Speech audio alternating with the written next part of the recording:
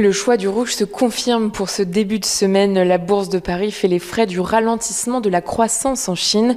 Les marchés redoutent un fléchissement de la reprise plus globalisée. Le PIB de la Chine a progressé de 4,9% en rythme annualisé au troisième trimestre. C'est son niveau le plus faible depuis un an. Parmi les facteurs, il y a la pénurie d'énergie, les tensions sur les chaînes d'approvisionnement, mais aussi sur le secteur de l'immobilier. Et puis les tensions sur les prix des matières premières imprègnent elles aussi la tendance. Le président Xi Jinping s'est exprimé et a évoqué un projet de relèvement des taxes sur la consommation et l'immobilier. Et puis une autre statistique nous parvient et elle n'arrange rien. Cet après-midi, on découvrait d'après la Fed qu'après une baisse de 0,1% en août, la production industrielle américaine a chuté de 1,3% en septembre. La Banque centrale américaine précise notamment que la production automobile a plongé de 7,2% sous l'effet des pénuries de semi-conducteurs.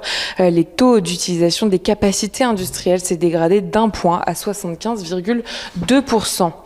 Exposées à la Chine, les valeurs du luxe dégustent particulièrement. Hermès, Kering et LVMH cèdent entre 2 et un peu plus de 3%. Le secteur des spiritueux, dont une part considérable de ses ventes est réalisée en Chine, recule lui aussi, à l'instar de Pernod Ricard ou de Rémy Cointreau. Les grandes valeurs cycliques souffrent aussi. Renault et Safran baissent d'un peu plus de 2%. Le baril de Brent se maintient sur des plus hauts de 3 ans après avoir touché un peu plus de $86 ce matin. Au niveau européen, les indices Stoxx 600 du pétrole-gaz et des ressources de base signent les deux meilleures performances sectorielles dont bénéficient Total Energy, ArcelorMittal et Eramet. La flambée des prix préoccupe les banques centrales. Le gouverneur de la Banque d'Angleterre, Andrew Bailey, a déclaré hier que l'institution devra agir afin de maîtriser cette évolution.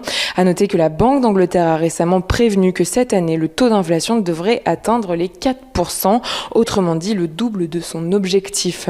Sur le marché obligataire, le rendement des emprunts d'État continue de se tendre. Celui du bond américain à 10 ans est repassé au-dessus des 1,6%. Celui du Bund allemand monte de 2 points de base. Et puis cette semaine, on rappelle que les publications trimestrielles iront crescendo. Aux États-Unis, Netflix, Johnson & Johnson, Procter & Gamble, Tesla, IBM, Intel ou encore American Express se plieront à l'exercice demain.